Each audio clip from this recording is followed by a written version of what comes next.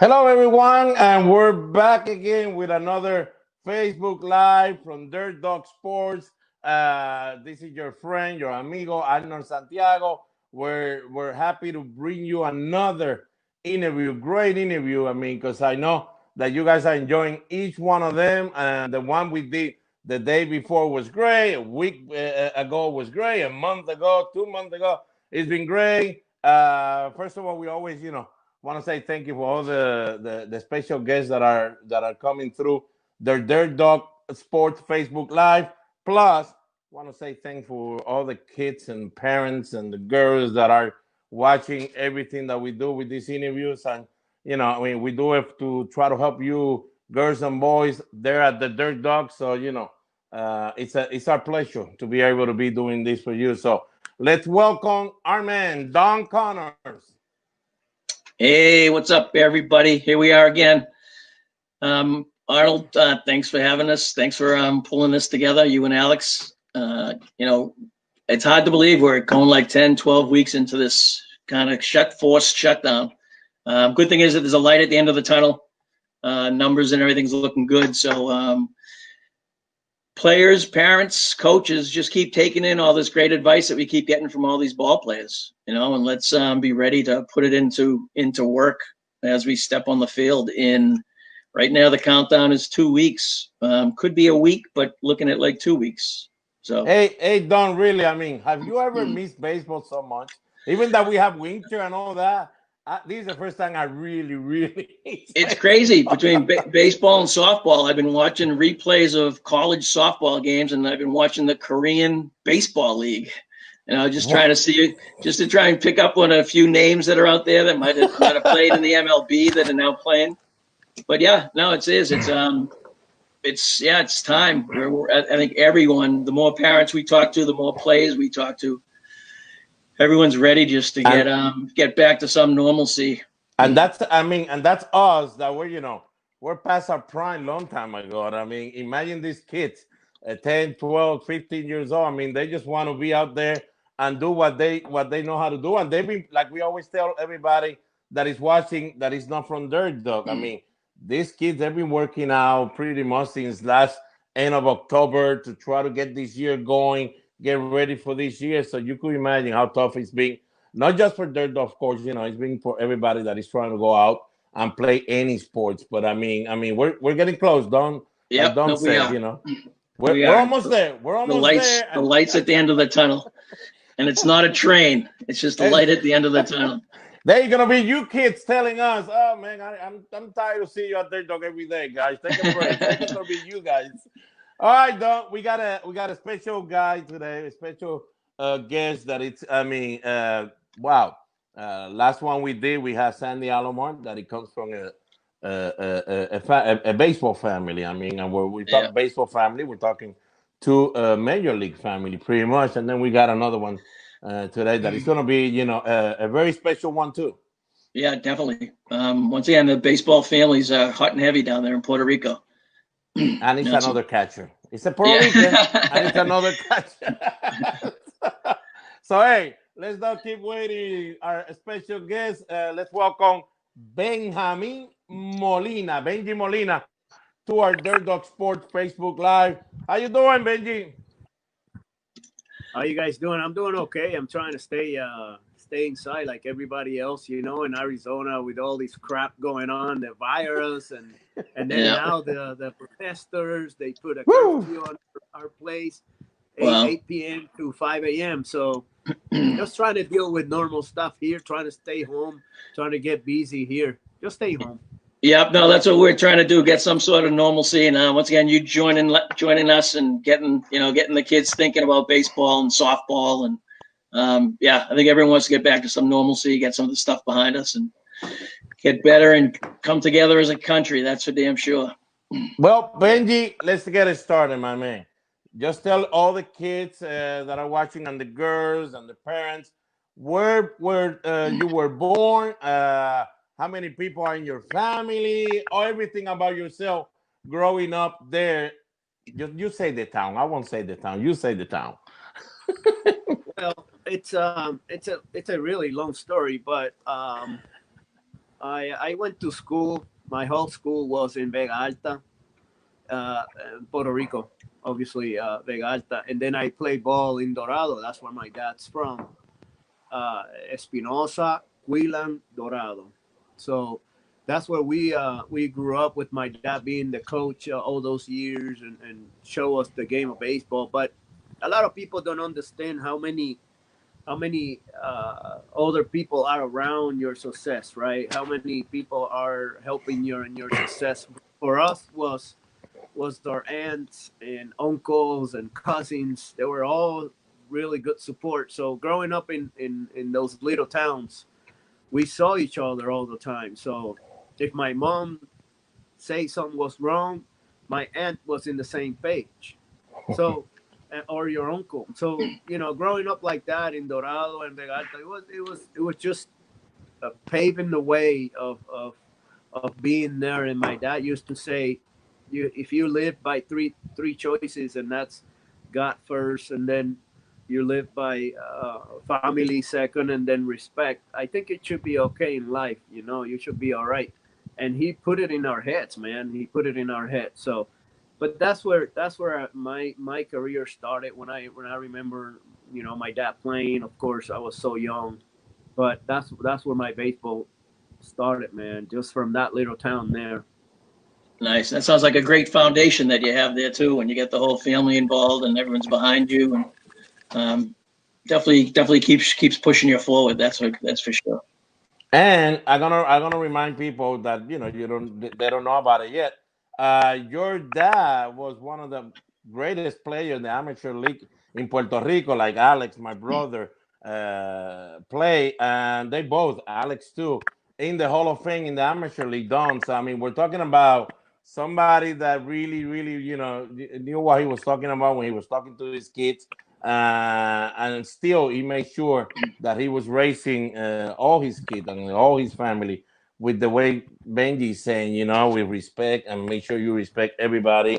And that's great. I mean, it's nice to know. So I just wanted you guys to understand where that family was coming from. I mean, they love baseball. Baseball was great in the family, but the outside stuff, they wanted to get it ready for the family, because I was going to build you, like Benji said. And don't we always talk about that to the kids and the parents?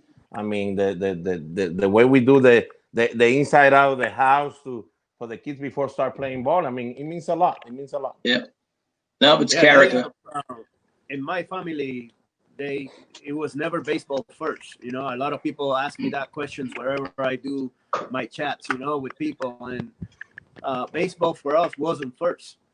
When we got onto the field, of course we wanted to get practice. Of course we want to play games. Of course we wanted to win. We want to get better and all that. We want to and do all these things, but not one talk about Major League Baseball was said until I was like 14, 15, because your body kind of start training, your body start getting better, and you believe in more chances when you're 14, 15. But before that, baseball wasn't first. It was just the religious that you have, the family, take care of your family, and the respect, respect your teachers, respect your parents, your elders, and everything like that, right? So my dad focused on that, and the respect also coming to practice every day. Don't miss practice, and don't miss school, and don't get in trouble in school, things like that. So for us, it wasn't baseball first. That came later when you and your dad noticed, hey man,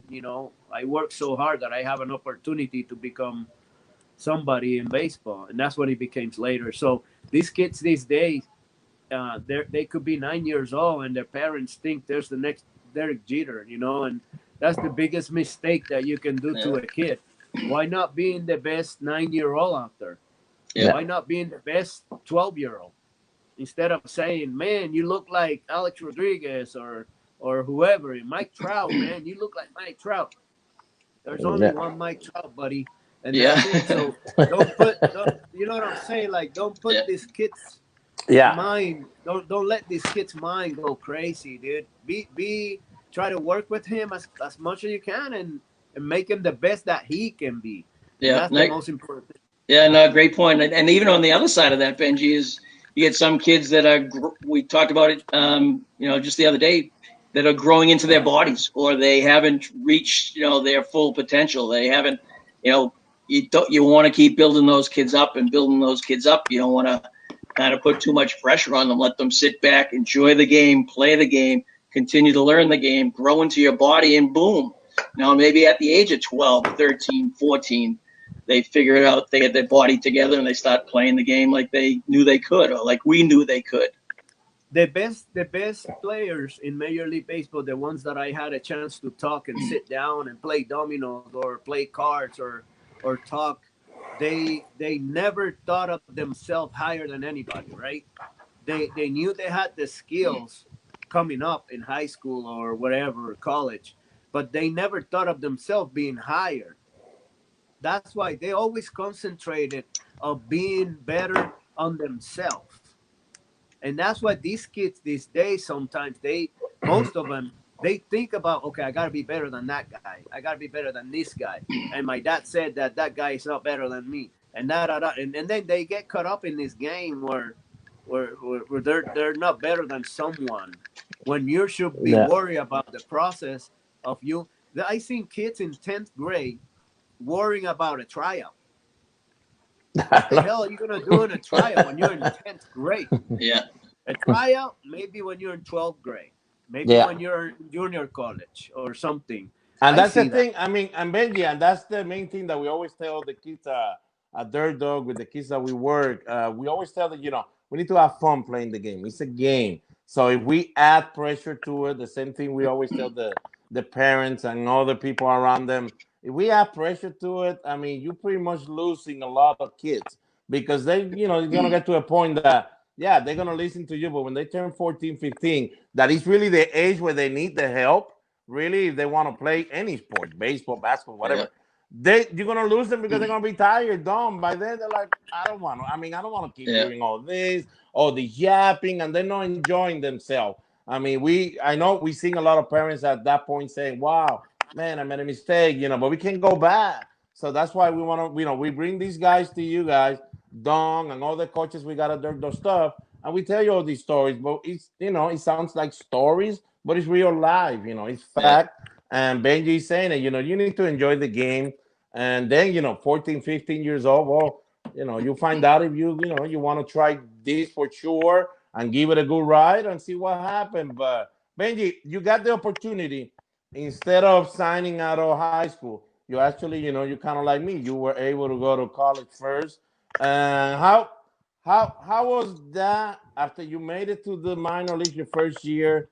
Do you think it was great for you to go to college first, or do you think that coming out of high school is easy too, to go ahead and deal with this? No, man. You know what? I'm gonna throw this at you, and this is when I was a coach. In 14 with the Rangers, they gave me this number, and I haven't forget about it. That was in 2016 when I became a coach in 14, but in 2016 I saw these guys from the Rangers again, and they show me this number. So it's not a while ago. So they said 80% of the major leagues today have gone to either junior college or university. 80% of today's players. 10% have come out of high school, and a 5% have gone to, or 85% are in the major leagues, 85, and then 10% it's high school, and the 5% are international. Wow. So if you have a kid in high school, like in Puerto Rico, I tell all my cousins, I said, don't even think about getting drafted, dude. Don't even think about out of high school unless you're Javi Baez, unless you're Carlos Correa or somebody like that obviously over the top. But if you're just normal in the pack, just go to junior college, go to a university, try to be better, because those are the guys who stay out in the big league longer because they mature. When I got to rookie ball, I saw way better players than me. Many players better than me, but they were not mature. They were not more mature than I was. And I took advantage of that. And these kids were out and they were partying and they were doing this. When you had to wake up at 4:30 in the morning, they were getting home at 1, at 2.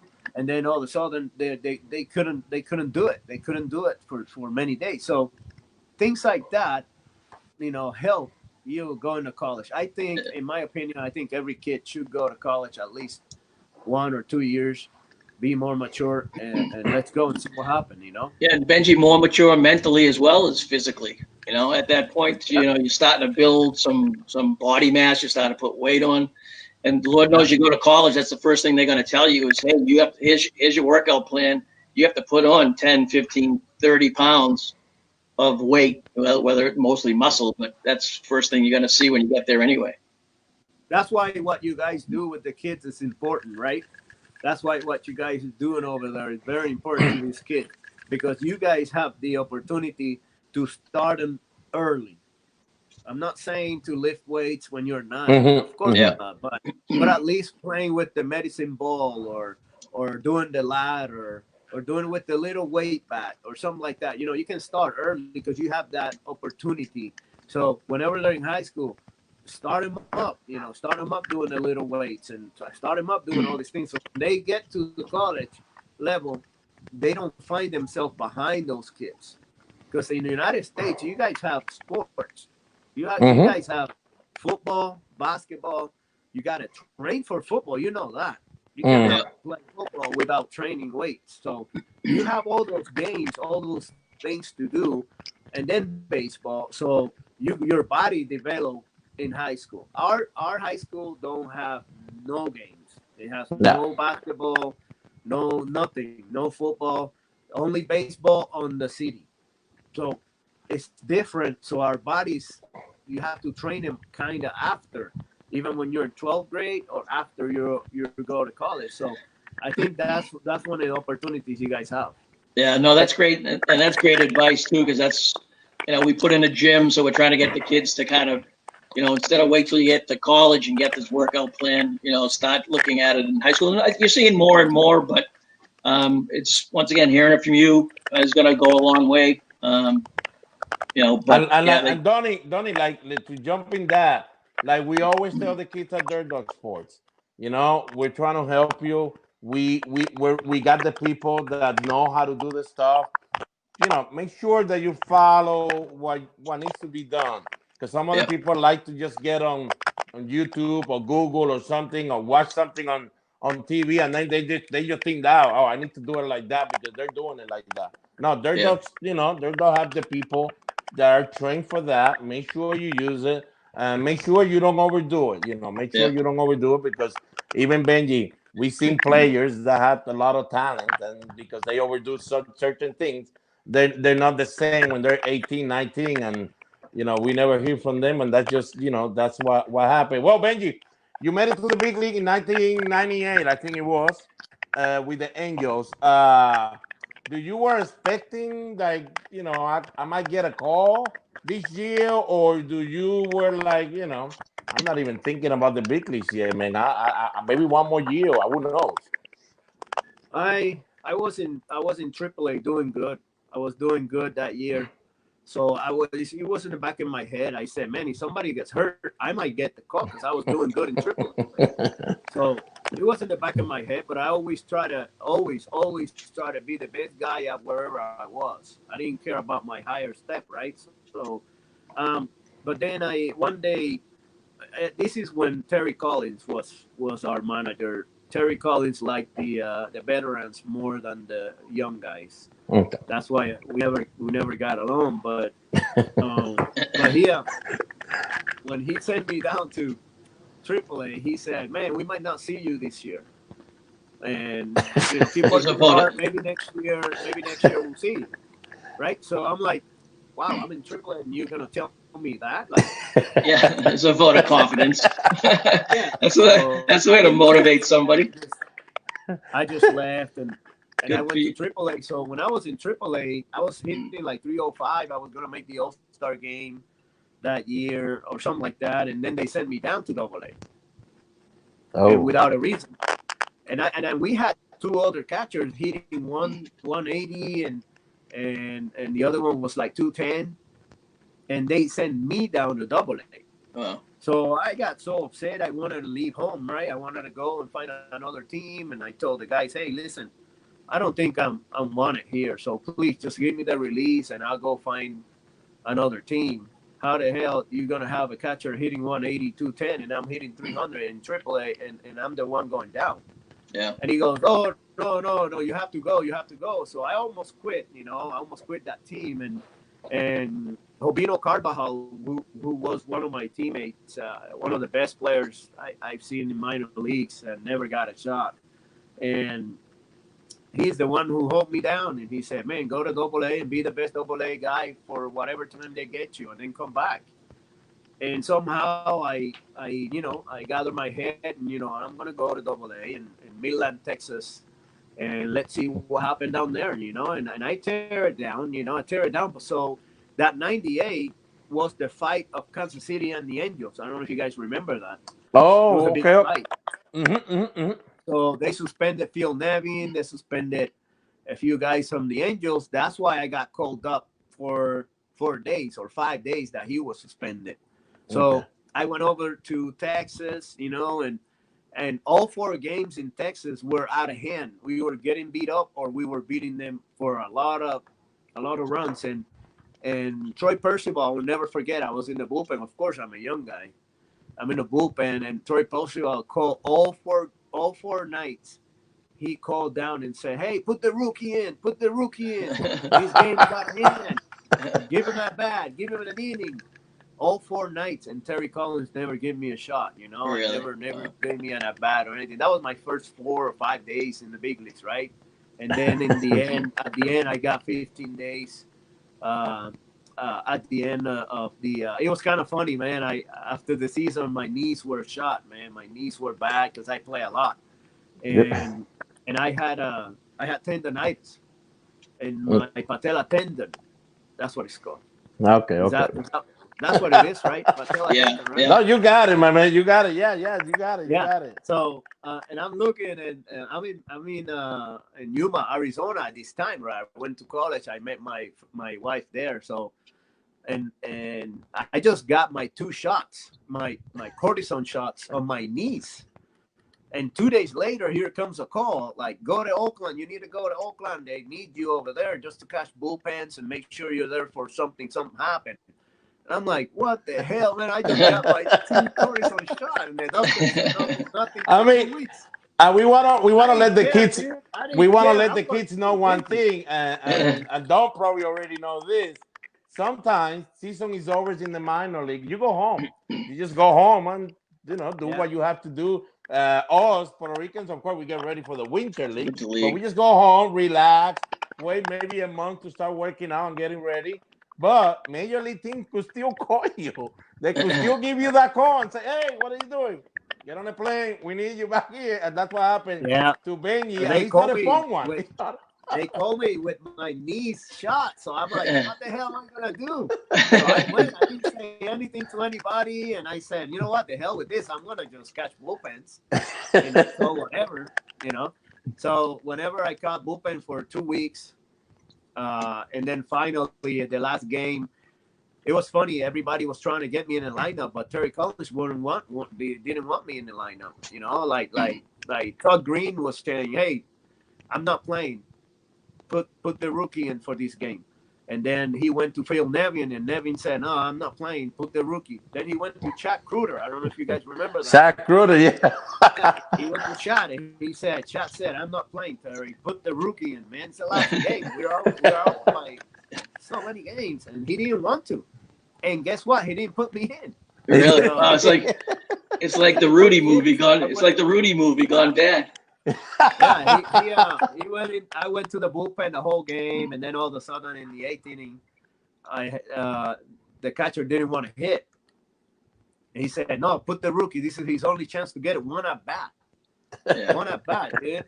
And I'm in the bullpen. I don't know what's going on. I heard about this later, but they all the catchers that he was calling to get an at bat pinch hit said no. So he goes, "Okay, bring him in." So Joe Manu was at that time was there as a bench coach, And Joe Madden called me from the bullpen, so I'm running without taking my stuff out. And I'm looking for my batting glove and my bat, and I'm like, oh my God. Luckily, I faced Buddy Groom, who I faced in the winter many times. So Buddy Groom, yeah. A little bit better at bat, and I hit a line drive, like kind of to the left to the third baseman, but wrong guy. It was Eric Chavez there, and he dove and he threw me out at first. So that was. But I'm guessing run back you to the bullpen. Catch. I'm guessing when you went to the on deck circle, you're going like, yeah, catch your breath. yeah, what's going on? I'm like, dude, I have a 15 pitch at bat. Let me rest. So there you go. Yeah, hey, baseball is ups and downs. And look at Bengie. The first time he gets to the big league, probably saying, "Oh, finally, I'm in the big league. I'm gonna get my shot." And he shot. I mean, it does happen. I mean, baseball is not very pretty. What we always tell the girls and the kids, no matter where you play softball or baseball, when you get to the high level, it's not always very pretty. The behind the scene could be very tough, and that's why Benji was, we were talking always. You're mentally prepared. You need to be mentally prepared because things happen. That's the message. Yeah, that's the message. Always be ready. Always be ready to take advantage of the opportunity that's put in front of you. So, kudos. Benji, this is in 2002. You in the World Series, man. How that felt? That felt good. The only thing I was worried, that ball bounced against the wall instead of being a run rule double, and the run doesn't score. Yeah. So I hit it. I said either go out or hit the wall, but don't bounce. Don't bounce. You can see Dusty. That's the whole thing I was thinking. Dusty Baker is going like, what? Benji, a double can be. I thank God because I was a really good clutch hitter, my whole career, So I knew what Livan could offer you, and I was sitting on slider the whole at bat. I said he's gonna throw it to me at some point. Let me wait for it, and if I get it, I get it. If I don't, I'll battle the fastball. A lot of guys these days. That's another thing, and they ask me. And I said, I always sit on two pitches. I never sit on one pitch. I never set one fastball and react to the curveball because that actually put two pitches on your head anyways. So what I did was I worked my sliders and off-beat pitches in the cage, and I put my head on the other pitch. I put my head, if I had a machine throwing me curveballs, I thought it was a fastball coming in my head. And then the opposite way, when I had the fastball on the machine, I always thought slider in my head, knowing the fastball was coming out. So I always thought about that. I always said, if you get a slider, put your mind into the other way, going to up the middle the other way on the land drive. And if you see a fastball, just hit it hard somewhere. So, and I became that early on in my minor league career when I talked to Edgar Martinez, and he told me that, he said, man, you got to work on situations. You got to work on fastballs. You got to work fastballs on thinking slider. You got to work on fastballs thinking changeup because those are the situations that happens in the game. Yeah, it's not easy. So it's the same for a pitcher. I mean, bullpen, and like 2-1 counts and things like that. Like we always try to teach the kids at Dirt Dog the idea of you have to game situation. I mean, you have to be ready for game situation. And we were talking about it because we always do it in BP. You could take regular BP and then we like to have a game. I'm gonna pitch to you. I'm not gonna tell you what's going on. In that way, they stay their mind going in game situation. And the more you do it, the better it is. So that's Benji went there looking for a slider, but he had a plan before he went there, and then he had a plan while he was hitting down. So that's the key. Trying to get the kids, and it happens. It gets to a certain age where we keep telling them, go in there with a plan. Have a plan when you get in there. Pay attention to the pitcher when he's warming up and stuff. And it's a certain age. They seem to get in there, and then that plan kind of clicks. At what point did it click for you, Benji? Whenever they watch the game, it becomes easier to hit. I always told my guys, and I always told the guys, they always ask me, what are you doing on this? How you hit that so good? Did you know it was coming? I said, I kind of knew it was coming because I've been watching this guy throwing. It's a very simple example. If you have Aaron Seeley throwing a curveball, he haven't thrown it for strike, and then you're the seventh batter, and he throws you a curveball in the dirt, you're gonna swing at it. You have six batters in front of you to watch the game, to know that he haven't thrown a curveball for strike yet, or things like that, right? I mean, yeah. I mean, those are, and that happens. That happens. I mean, you can see that even a 10-year-old, 11-year-old, a kid can throw a strike. He's trying. Sometimes you could see it from the bullpen. He's trying, and he's probably telling his coach, I don't know, I can't. And the game starts, and the first pitch is high, and you swing at it. That's when Don, Alex, and I will be like, "Hey, are you watching what he's doing? Because he's not even throwing a strike when he's warming up, but you could tell when the kid is not really paying attention, and that's when you try to help them out. But of course, it takes years. It takes years to get it going, and that's why we practice every day, guys, and we work on little things. Sometimes it looks boring, easy, man. Yeah. When you watch the game, it becomes a lot easier. It's not easy. It's not easier, but it becomes a lot easier for the batter, right? Yeah. For the batter, it becomes a lot easier to watch the game, to see what the tendencies are on these kids. Obviously, the older kids, not the young. The young ones, you see something down in the middle, just whack it.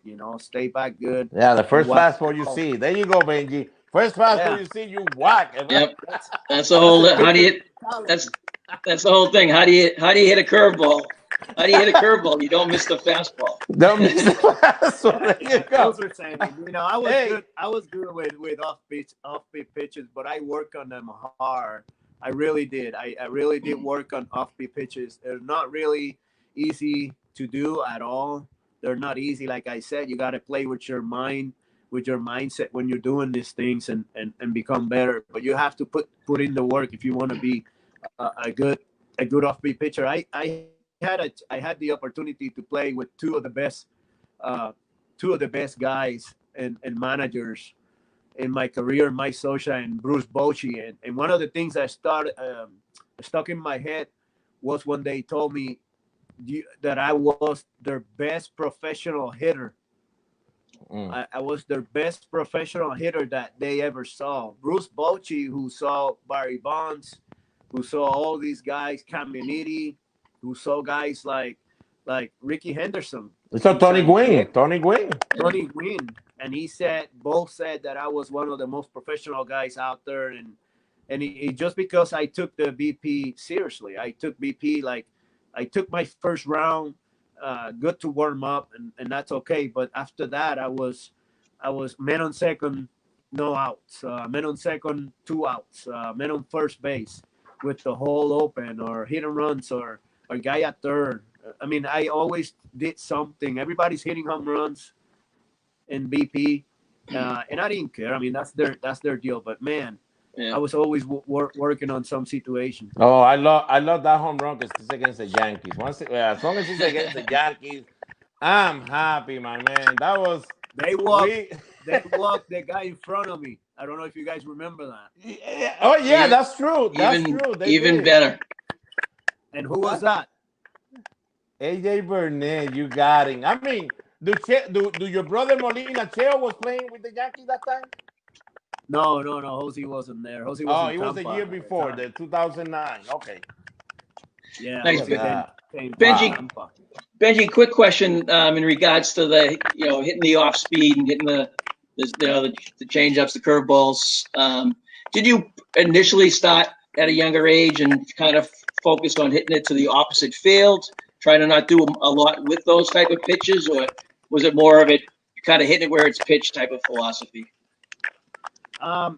My dad always said, hit it hard somewhere, right? Hit it hard and let the ball dictate where you're gonna hit it. As soon as you put the mindset on a kid that you have to push it the other way, you're taking away a lot of the play. You let the ball dictate.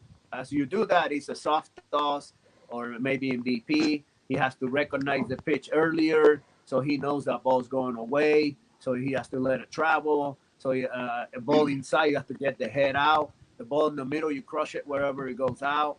I mean, that started early. You have to hit the ball hard and let the ball dictate where you're going to hit pitched. it's not putting your elbow in to hit it to right field. You know what I'm saying? So Yep. it's not about that, or pulling your hip away so you can hit the inside pitch. It's staying on line to hit that way or this way, but staying your body on line. That's what my dad always said. Hit the ball where, I mean, he never even said where it's pitched. He just said hit Just it hit hard it hard. somewhere. Just hit it hard, because your mind and your work and your BP is going to dictate where you're going to hit it, how good you're going to hit it, how good you're going to swing at a pitch in the dirt or not, or chase the ball up. But that's your skills. That's not your, you work on that so that doesn't happen.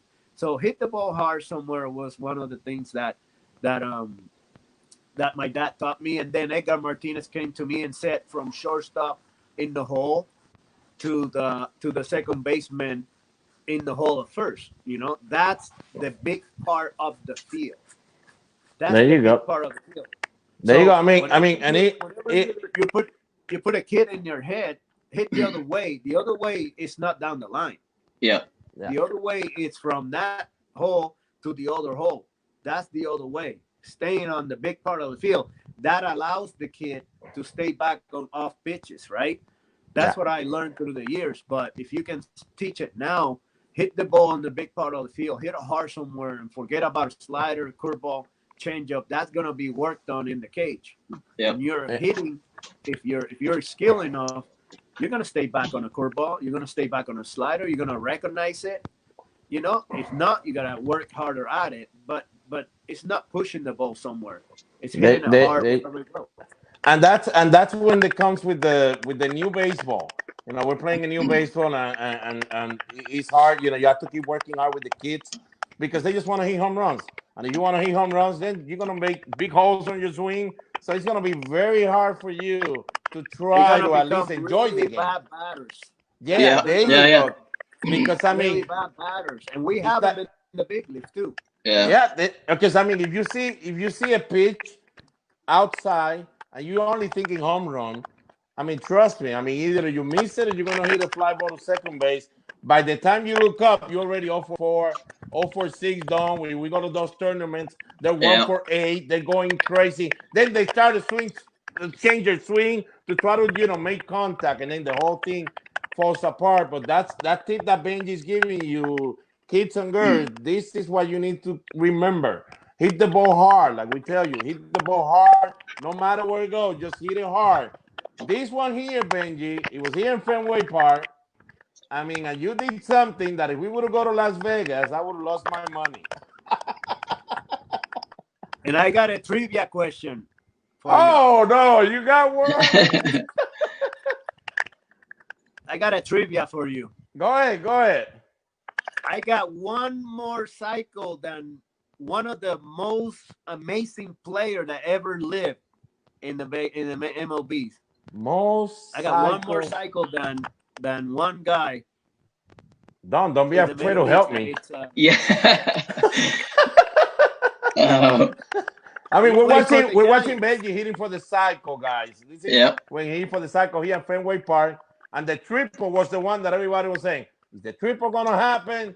Well, you see why it's gonna happen for sure. He didn't hit it easy. He hit it hard somewhere. There you go. You hit this one hard somewhere and let it happen. Into that dreaded triangle. That's the only way I could ever get a triple, buddy. There you go, Benji. Go, Benji. I like the way you finish. I like the way you do it now. It's like, okay, I'm here. I could only imagine what they were yelling at you from the bench. Players, man. What the guys were yelling from the bench, like all those guys, they had to be yelling, man. They were yelling, and you know what? That's the most beautiful thing in the world, watching your teammates smiling with you and enjoying the game with you. And I spent maybe 3 or 4 months, maybe 3 months with the Rangers, and it was one of the most amazing families I've been with. The other times, the other teams, it was more strict, more serious. These guys, they play the game and they love to laugh and they love to joke around. And they made it fun for you. and for me, they were amazing. So when I saw him in the dugout laughing, it was amazing. You know what? I treasure that moment because as you know, baseball could be cruel, and I had many fans saying so many cruel things to me. I had to stay focused on it, because they were yelling some crazy stuff at me and stuff. But there's nothing take away that, man. That was a special. You know how many guys have 5 tools, and they never did a cycle. They never. Yeah. And they didn't even win one World Series champs or anything, and they were super players, and they never did it. So I was very fortunate to do it, and the trivia was Willie Mays. Yes, Oh, wow. Willie Mays. I would never say Willie. No, I was going to throw like never. Yeah, I was Willie ready to Mays say never Lou had Gehrig. a cycle. Oh my God! Never had a cycle. Wow. You Willie see Mays that? Willie has seven tools. Wow! Cycle, Yeah, bro. he was amazing. Look at you! Oh, this is your number 6 tool. Hey, this is of course Benji stealing a bag. Something that we never think about it because we never thought Benji would do it. You stole 3 bases in your career, Benji, and this one, of course, he was smart. I mean, this was great. You were off and running. There you go against David Price. So a lot of Boston fans will remember Mr. David Price. We remember him very well. But Benji, I mean, now that we're talking about this stolen base, there was one time that you got to steal a bag of your brother Jose Cheo Molina, but I think then Cheo paid you back. How was that? No. He did it first. He did it first. So you had to pay back. And then when I got to the plate, I said, "You freaking asswipe! I'm gonna go. You know that, right? And nobody's gonna even pay attention to you because nobody thinks I'm going. Nobody's gonna give me a sign. So I'm gonna go, and you know it because how do you have to steal it back from me?" And he was supposed to be out because the ball obviously nobody covered, but the ball passed the bag way before him. So it would have been an out, But anyways, I told him, I said, "Hey, listen, I'm gonna steal it back if I get on." And sure enough, I got on, and I had the perfect guy on the mound, Escobar. I don't know if you remember Kelvin Escobar. Yeah, and he was a high leg kick. So I was like, "Hell with this, I'm going." So I told the first base coach, I said, "I'm going." And he goes, "No, you stay here." I said, "No." Yeah, because I mean, when Benji gets on base, he was kind of like when Arnold got on base. I mean, we don't know what a yellow light is. We don't know what a green light is. It's all red, and the whole red all the stadium time. knows it. It's all red. So when you say, "I'm it's gonna steal always red. That was a nice walking lead you had too. I mean, and this is amazing. You play with Cheo Molina, of course, with your brother Jose. You play with him in the Angel. You won the World Series with him being there with you, and that's an amazing accomplishment just by that. But one guy named Randy Johnson, who's in the Hall of Fame, probably dream of you guys together because you guys went back to back at Yankee Stadium against him, back to back home runs, the Molina against Randy Johnson.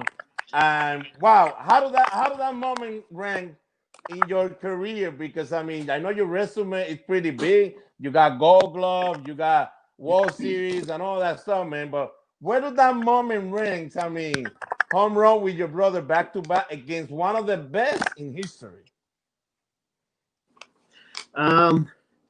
It probably ranks right there in the top 3, man, because the first one with my brothers, it's obviously me and Jose winning the World Series together in 2002. That was a really special moment for us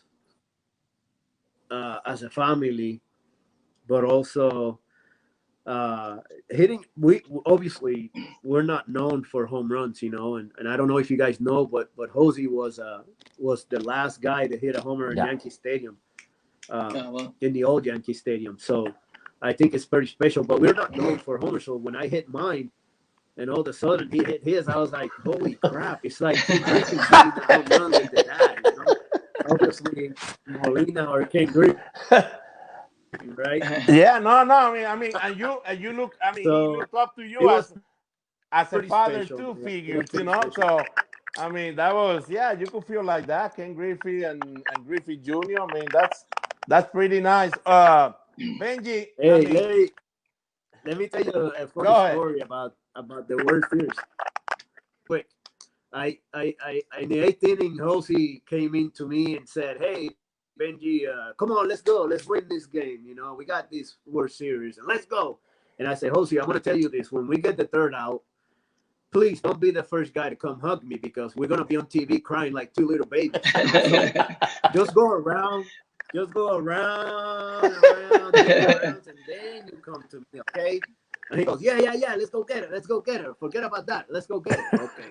So whenever the fly ball came up, and Erstad put it in his glove, and I started running the Percival, the first freaking guy I see coming to me is my brother. I'm like, "No, man! I told you no, dude. Are you serious?" And then we started crying, and of course the camera got us, and we were done. So man, that was funny. That was That's nice. That terrific. was nice. That was nice.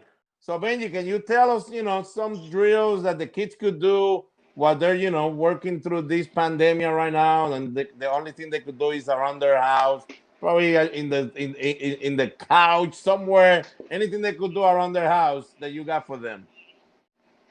It's there's a lot of them, of course, but we can sit here and talk about a lot of them. But one of my favorite ones is throwing the ball in the air, leaving your hand open instead of going like this to the ball and transfer it.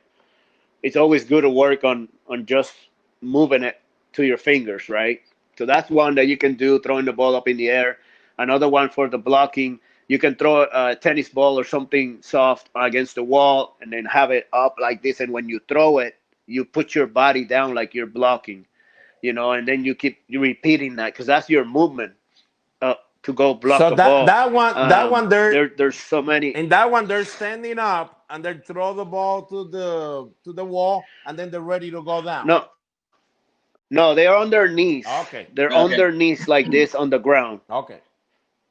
Like you know how you Yeah. put your knees down Yep. Yep. and put your body up, and then as they throw the ball, their body's going. The knees Okay. are sitting down too as a blocking Okay. Okay. position. I mean that I did that so many times because I was never a catcher, so I needed to work on so many things. Well, Benji, I mean, we're almost at the end of the interview, and we can let you go until you let everybody know what you've been doing for the last few years. We do know you're still in the big leagues, you're still dealing with major league games, but in a different area around. Instead of coaching, you're doing something else. What Benji Molina doing right now? Just doing the Spanish radio for St. Louis Cardinals in the MLB, in the Major League. So they never had. It's kind of hard to believe that they got so many good players, team players, but I've been doing that for the past few years. I mean, it's been great. We started with only 2 games. Now we have like 67 games, 74 games last year. I mean, that was amazing. This year we were going to do all 81 home games. We were going to do all of them. So me, Polo Asensio, that's my brother right there, Polo Asensio. That you guys watch. We do. We call the Bungie brothers. Anyways, it's been great. The Cardinals have accepted us so great. They've been so cool to us. The fans have been great. We're trying to take care of people. We're doing great. This was going to be our 5th year in the league, and we're going to do the 81 games at home. So hopefully the next year we keep going with this. This is a special project, especially when doing your brother's game. It makes it double special. It's a country right now. Yeah, I remember. I Right. remember. We got to hear you in Spanish when Yadier Molina once hit a home runs, and you. I mean, we saw how Wally got in there, and we saw the brother in you coming out instead of just the guy broadcasting or commentating the game. I mean, your brother didn't come out, so I mean, it's special that you could still follow one of your brother, the one that is active in the big leagues, that's pretty special. And I'm pretty sure it's special for you, your entire family, especially your mom. I mean, Gladys, she has to be enjoying this now. Yeah, she's really cool. She goes to she stays with Yadi during the season. She stays there. She goes to most of the games. It's not hard to keep her sane because she starts yelling at the umpire and she starts yelling at the coach for not doing a play. And we had her one day at the in the booth, and she were 3 innings, and I had to keep telling her, "Hey, mom, you have to behave. We're in the show, we're in the radio. You have to behave." But that her, she's a really feisty one, and anybody does something to Yadi, or the team does not do anything good, it's she gets really really upset. But you got to control her. I mean, this project, it's so cool. The M4 by Yadi, and those are the big promoters for us. It's a really really cool thing doing this. I think the Cardinals hit the bottom on that one, because it's a really cool thing that you've been doing your brother's games when he's about to retire. I think it's a lot of things are special. It's really hard, Arnold and Don. It's really hard when he gets hit by a pitch, and or he gets into a fight or argument, and you want to drop down, you want to go down and help him out. So it's really hard. Sometimes I say bad words on the air that I don't mean to, being upset, and try to keep it. So, but it's cool though. It's cool doing your brother. I mean, it's really cool. Yeah, it's great way to stick around the game too. That's awesome. And then we got Danny Yeah, Soto. no, it's awesome. Danny Soto from DT Sports. He made this artwork for you, and Alex will be sending it to you. So I mean, for like kind of like a special, thank you for being here with us, and definitely for us it's a treat to have you That's here. pretty I cool. mean, not just because you're from Puerto Rico and we know you all your life, but just because the career you had in the big league was amazing. Your brothers, you guys have that name, the Molina name. It's I mean it's stamped everywhere. It's stamped in World Series. It's stamped in every record that you could think about. There's always a Molina. There was always a time. I used to always have fun with Yadi because he one day he goes, hey, you know what? Like 9 years in a row, I think we always saw Molina in the playoffs in the big leagues. I mean, and it was true. When you get to look, I was like, wow, it is true. There was always a Molina Yeah. somewhere, and I mean, and it's so Don. It's so tough that in 2013, I almost cried because I was happy the Red Sox won, but I mean, I got to see Jair lose it. That was not good. I think you were there as a coach too, and I'm like, Yeah, come on, man, yeah. the I was there as a Molinas. coach. But I remember my dad goes, yeah, but don't worry, they got a few other rings. Don't worry about it. It'll be all right.